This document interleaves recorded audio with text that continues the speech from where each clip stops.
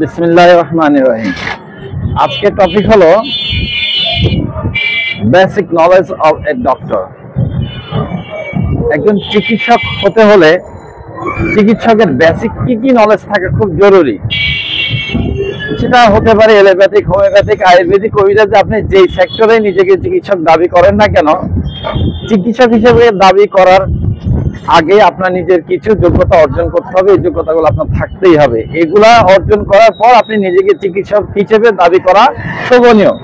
আর এইগুলো যদি আপনার ভিতরে না থাকে তাহলে নিজেকে চিকিৎসক হিসেবে দাবি করা অশোভনীয় এবং আপনি ক্ষেত্র বিশেষে লাঞ্ছিত হবেন, অবাঞ্ছিত হবেন। তাহলে আসুন কথাগুলো শুরু করি। প্রথম হলো, আপনার কাছে মানুষ আসবে কেন? গল্প করতে, আপনার চেহারা দেখতে? মোটেও না। আপনার কাছে আসবে বিপদে পড়ে। কি বিপদ? এট ফার্স্ট একটা রোগী আসতে পারে হঠাৎ করে, তার একটা জরুরি মুহূর্ত, যেমন সে হঠাৎ পড়ে গেল, খুব ব্লিডিং হচ্ছে, বা আঘাত পেল, কোন একটা দুর্ঘটনার শিকার হলো, খুব রক্তপাত হচ্ছে, অথবা সে হঠাৎ কলেরা, পাতলা পায়খানা ইত্যাদিতে আক্রান্ত হয়ে তার বডি ডিহাইড্রেট হয়ে যাচ্ছে। এই ধরনের ইমার্জেন্সি সিচুয়েশন গুলো নিয়ে আপনার কাছে একজন পেশেন্ট আসবে। আপনি যদি চিন্তা করেন এগুলো সব শুধু হাসপাতালে করবে, ওয়েল, আপনি যদি হাসপাতালে জব করেন তখন আপনাকেই দেখতে হবে। আর যদি এমন হয় হাসপাতাল অনেক দূরে, হাসপাতালে যেতে যেতে রোগীটা বাঁচবে না, এমন সময় একজন ডক্টর যদি তাকে ফার্স্ট এইড বা প্রাথমিক চিকিৎসা দিয়ে থাকে, রোগীটা তো জানে বেঁচে যাবে। তার মানে কি, আপনি হসপিটালে থাকেন আর নিজের ব্যক্তিগত চেম্বারে থাকেন, আপনাকে এই ইমার্জেন্সি হ্যান্ডেলিং গুলো জানতে হবে। তাহলে প্রথম দক্ষতার শর্ত হলো ইমার্জেন্সি হ্যান্ডেলিং এক্সপার্টনেস থাকতে হবে। জরুরি মুহূর্ত মোকাবেলা করার মতো দক্ষতা থাকতে হবে। দ্বিতীয়ত হলো ইমার্জেন্সি মেডিসিন, জরুরি ঔষধগুলো প্রয়োগ, এই ব্যাপারে আপনাকে ভালো নলেজ অর্জন করতে হবে। আপনি যে সেক্টরের ডক্টর হন না কেন, একটা রোগী পাতলা পায়খানা অবস্থা খুবই খারাপ, যেন আমার গ্রামের বাড়ির কথাই ধরি, যশোর বাড়ি। আমার গ্রাম থেকে যশোর সদরে যেতে হলে ৩-৪ ঘন্টা পার হয়ে যাবে, ততক্ষণে রোগী কিন্তু আসবে না। এই মুহূর্তে আমাদের গ্রামে একমাত্র ভরসা, আমাদের গ্রামে যারা গ্রাম্য চিকিৎসক আছেন তাই। আপনারা সাধারণত যারা শহর অঞ্চলে অভ্যস্ত, আপনার গ্রামের খবর জানেন না। এখানে আপনি চাইলে একজন ডক্টর পাচ্ছেন, চাইলে একটা প্রাইভেট হসপিটালে, ক্লিনিকে চলে যাচ্ছেন, হাসপাতালে চলে যাচ্ছেন, আপনি সার্ভিস পাচ্ছেন। যে সমস্ত রুরাল এরিয়া গুলাতে সদরে যেতে ৩-৪ ঘন্টা সময় লেগে যায়, তাদের অবস্থা খুব খারাপ। সেখানে পল্লী চিকিৎসকরাই তাদের আশার আলো, কিচ্ছু করার নাই। তো এই পল্লী চিকিৎসকরা স্যালাইন পুশ করতে পারে। আপনার যখন কলেরা, ডায়রিয়াতে রোগী নিস্তেজ হয়ে যাচ্ছে, তারা একটা কলেরা স্যালাইন দিয়ে আপনার অবদান রাখছেন। যখন আপনার ব্লিডিং হচ্ছে, ওদের মধ্যে কেউ কেউ আবার শিলার কাজ টুকটাক পারে, সাপোর্টটা দিচ্ছে। এখন আপনি বলতে পারেন যে আমি কি তাদেরকে প্রমোট করছি? না, আমি তাদেরকে প্রমোট করছি না। আমি বলতে চাচ্ছি, এখানে আমার কথাটা আসতেছে পরবর্তী সিরিয়ালে, যেখানে এই গ্রাম্য পল্লী চিকিৎসকরা এই সার্ভিসগুলো দিতে পারে, সেখানে আমাদের অনেক চিকিৎসকরাই এই সার্ভিসগুলো দিতে পারে না।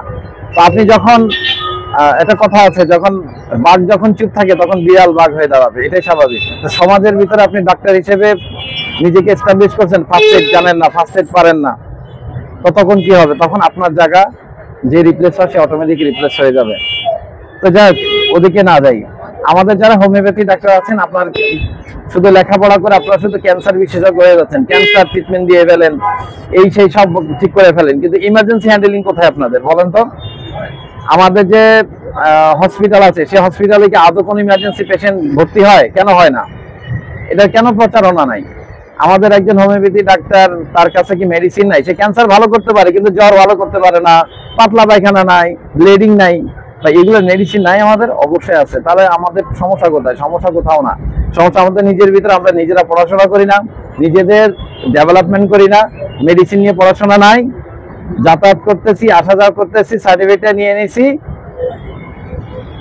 এরপর বলে যে হোমিওপ্যাথিতে এটা নাই ওটা নাই। আচ্ছা যাই হোক, আমি আমার একটা ইমার্জেন্সি হ্যান্ডেলিং বলি। 2018 সালে আমার ওয়াইফ ব্রেন স্ট্রোক করে। তো আমার যখন চেনা জানা হোমিওপ্যাথ ডক্টর ছিলেন, তাদের সবাইকে জিজ্ঞেস করছে যে কি মেডিসিন আছে, বলো যে না কোনো মেডিসিন নাই, আগারগাঁও নিউরো সায়েন্সে নিয়ে যাও, এছাড়া কিছু করার নাই। তো যেহেতু এলোপ্যাথি হোমিওপ্যাথি আসার আগে আমি এলোপ্যাথি মেডিসিন গুলো পড়াশোনা করে আছি সেলফ ইন্টারেস্ট থেকে, তো সেই হিসাবে আমি জানি যে ওখানে কোনো মেডিসিন নাই। আমি আগারগাঁও নিউরো সায়েন্সে নিয়ে যাই নাই। আমি ধীর স্থির ভাবে আর এখানে একটা কথা বলা প্রয়োজন যে আমি যেখানে এখানে আরেকটা কথা বলা প্রয়োজন যে আমি যে সাভারে থাকি, সাভার থেকে ঢাকা নিউরো সায়েন্সে ওই সময় একটা অ্যাম্বুলেন্স ভাড়া করে আস্তে আস্তে আমার বেশ কয়েক ঘন্টা পার হয়ে যাবে। তো এই যে কয়েক ঘন্টা পার হয়ে যাবে, ততক্ষণে এলোপ্যাথিতে একটা ইনজেকশন আছে 2 ঘন্টার মধ্যে দিতে হয়। 2 ঘন্টা পরে এর ভ্যালিডিটি আর থাকে না, কাজ করে না। সো আমি আস্তে আস্তে কয়েক ঘন্টা পার হয়ে যাবে, আমার আর এটা কাজে লাগবে না। এরপর আমি কি করলাম, আমার যে হোমিওপ্যাথিক মেডিসিন আছে, আমার যে বইগুলো আছে, আমি একটু পড়াশোনা শুরু করলাম, ব্রেনটা খাটালাম, বেসিক নলেজ যেটা সেটাকে খাটালাম। ব্রেন স্ট্রোকটা কি, কেন, কিভাবে, এটাকে এর কোন সিমটমে কোন মেডিসিন আসতে পারে ধীর স্থির ভাবে দিলাম। আমার ওয়াইফের যেটা হয়েছিল, উনি কথা বলা বন্ধ হয়ে গিয়েছিল, জমান বন্ধ হয়ে যায় আর একটা সাইড প্যারালাইজ হয়ে যায়। তো পেশেন্টকে প্রপার চেক আপ করেই শিওর হলাম যে না, সে আপনার ব্রেন স্ট্রোক করেছে। তো পরবর্তীতে তাকে মেডিসিন দিয়ে ঘুম পাড়িয়ে দিলাম, হোমিওপ্যাথি মেডিসিন দিয়ে ঘুম পাড়িয়ে দিছি। সে যখন কথা বলতে পারছিল না, হাত পা নাড়তে পারছিল না, আবেগে উদ্বেলিত হয়ে যাচ্ছিল, সে কাঁদতেছিল, শব্দ বোবার মতো করে শব্দ করছিল। তখন তাকে আমি আমাদের মেডিসিন খাওয়াই দিলাম এবং আমারই একটা হোমিওপ্যাথিক একটা ঘুমের ওষুধ দিয়ে দিলাম। তারপরে রোগী ঘুমে পড়লো। 2 ঘন্টা পর ঘুম থেকে করে সে কথা বলা শুরু করলো, বলো যে আমার ক্ষুধা লেগেছে, খাবার দাও। তাকে বললাম এতক্ষণ তাহলে কি ফাজলামি করছিলা? সে বলে না, আমি সত্যি কথা বলতে পারছিলাম না, তুমি যখন জিজ্ঞেস করছিলে তুমি কি দুষ্টুমি করছো, আমি তখন চোখ দিয়ে পানি ছেড়ে দিয়েছি যে না, আমি দুষ্টুমি করছি না, আমি সত্যি এমন কিছু ঘটে গেছে আমার। তো যাই হোক, আলহামদুলিল্লাহ এই রোগী পরবর্তীতে আমি তখন তাকে জিজ্ঞেস করলাম যে তাহলে তোমার এখন কোনো সিমটম আছে? হ্যাঁ, কে যেন আমার মুখের চামড়াগুলো টেনে ছিঁড়ে ফেলতেছে, এই ছিল তার সিমটম। ঝিনঝিন ঝিনঝিন করে, জিহ্বা কাঁপতেছে, জিহ্বা ঝিনঝিন ঝিনঝিন করতেছে। যাক, সিমটোমেটিক আমাদের যে মেডিসিন আছে সেগুলো দিয়ে দিলাম। পরবর্তীতে দীর্ঘ 6 মাস মতো সময় লেগেছিল আমার এই দীর্ঘ চিকিৎসা করতে। আলহামদুলিল্লাহ, সে নিজে হোমিওপ্যাথি ডক্টর, সে সম্পূর্ণ সুস্থ। যেহেতু আমার নিজের রোগীর উপরে সুন্দর একটা প্রুভেন, আমার ক্লিনিক্যাল প্রুভিং হয়ে গেছে, দেন আমি পরবর্তীতে কোনো ব্রেন স্ট্রোকের পেশেন্ট আজ পর্যন্ত আমার কাছে আসার পর আমি কাউকে বলি নাই যে না, হোমিওপ্যাথিতে চিকিৎসা নাই।